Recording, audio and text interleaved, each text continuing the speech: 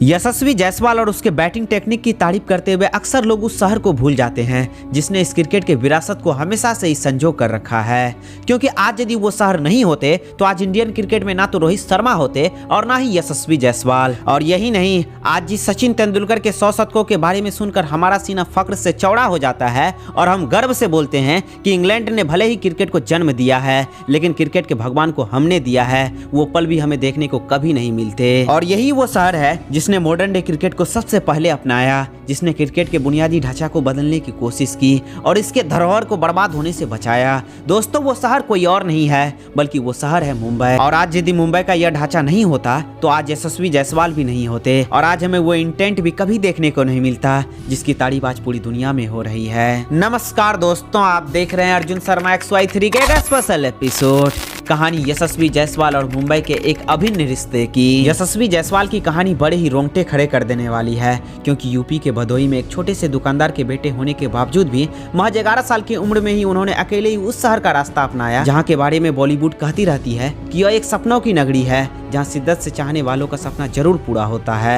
और यही यशस्वी के साथ भी होने वाला था। यशस्वी को देश के लिए खेलना था, वो फोकस्ड और डिसिप्लिन्ड थे, जिसका परिणाम ये हुआ कि आज वो देश के लिए खेल भी रहे हैं और ना जाने कितने ही नए क्रिकेटर्स के लिए प्रेरणा बनकर उभरे हैं। इसमें उनके कोच, मेंटर्स और गार्जियंस का अहम भूमिका रहा। लेकिन अगर थोड़ा और बारीकी से देखे तो दिल छू लेने वाला एक बड़ा तस्वीर सामने निकल कर आता है क्योंकि यशस्वी एक रॉ टैलेंट और बाहरी थे, लेकिन इनके बावजूद भी मुंबई ने उनको अपनाया, जिससे यही बात साबित होती है कि मुंबई अभी भी किसी का मजहब या निवास स्थान को देखकर किसी को मौका नहीं देती है, बल्कि वो टैलेंट को देखती है और उनकी कद्र करती है। और मुंबई की यही बात उन्हें दिल्ली से अलग करती है। और आज अगर यशस्वी अपने घर से दिल्ली का छोटा रूट लिया होता तो चांसेस था कि 22 साल के यशस्वी आज भी अपना बड़ा किटबैक लिए कोटला के मैदान पर अंडर 23 लेवल के ट्रायल्स के लिए जा रहे होते, क्योंकि दिल्ली में कंपटीशन और कॉमर्शियलाइजेशन पूरी तरह से हावी है। हालांकि कुछ सालों से मुंबई में भी कॉमर्शियलाइजेशन हावी हो रही है, लेकिन यहाँ अभी गुमनाम कोचेस, फॉर्मर क्रिकेटर्स और अनबायर सेलेक्टर्स को वैल्यू दी जाती है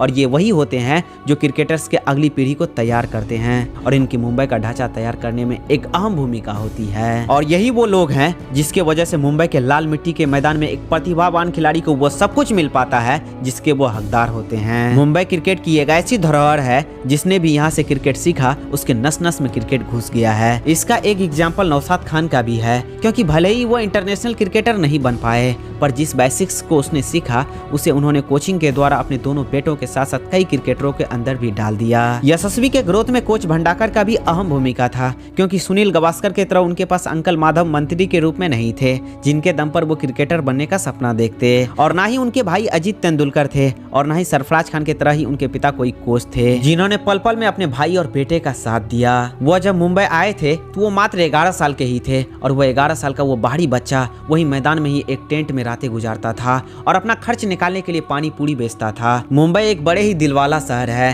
क्योंकि क्रिकेट के रिवाज ने यहाँ यशस्वी की खूब मदद की। यशस्वी के अंदर आज जो रन बनाने की भूख दिखती है वो मुंबई के बल्लेबाजों के DNA से ही आती है। इतना इंटेंस कंपटीशन और हर दिन नया बेंचमार्क सेट होने के बाद अगर किसी प्लेयर्स को आगे खेलना है तो उन्हें रनों का अंबार खड़ा करना पड़ेगा, तभी जाकर सिलेक्टर्स की नजर उस पर पड़ेगी, वरना 1-2 शतक से वो उम्र भर सिर्फ कांगा लीग ही खेलता रह जाएगा। यही वजह है कि यशस्वी एक से एक उम्दा और पिछली पारी से बड़ी पारी खेलते हुए नजर आए हैं और इसी रन के भूख ने अपने पहले होम सीरीज में उनके बल्ले से 2 दोहरा शतक निकाला।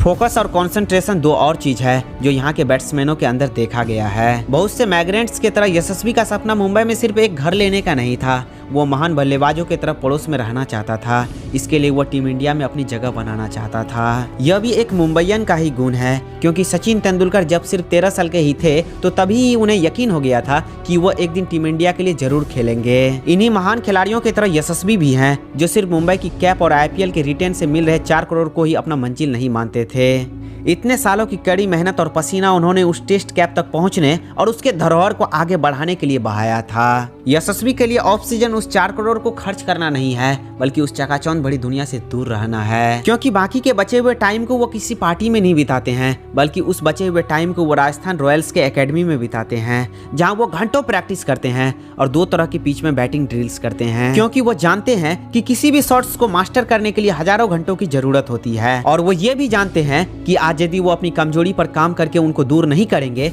तो कल कोई दूसरा उनका फायदा उठा लेगा, क्योंकि आज से वर्षों पहले मुंबई मुंबई के एक बल्लेबाज के साथ ये हो चुका है। दोस्तों वो बल्लेबाज कोई और नहीं है बल्कि विनोद कांबली है, जो कि क्रिकेट के भगवान कहे जाने वाले सचिन तेंदुलकर के एक बहुत ही करीबी दोस्त थे और उन्होंने टीम इंडिया में आते ही धमाल मचा कर रख दिया था और रातों रात ही स्टार बन गया था।